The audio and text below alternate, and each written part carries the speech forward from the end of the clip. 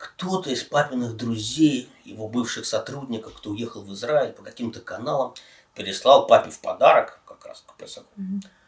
пачку израильской мацы. И это, опять-таки, начало 70-х годов, Советский Союз. Это была какая-то такая необычная, потрясающая вещь. Такая, значит, коробка, покрытая глянцевым целлофаном. Значит, вся в магендовидах и надписях еврейскими буквами. Никто такого вообще не видел. Ну, какая-то потрясающая штука такая.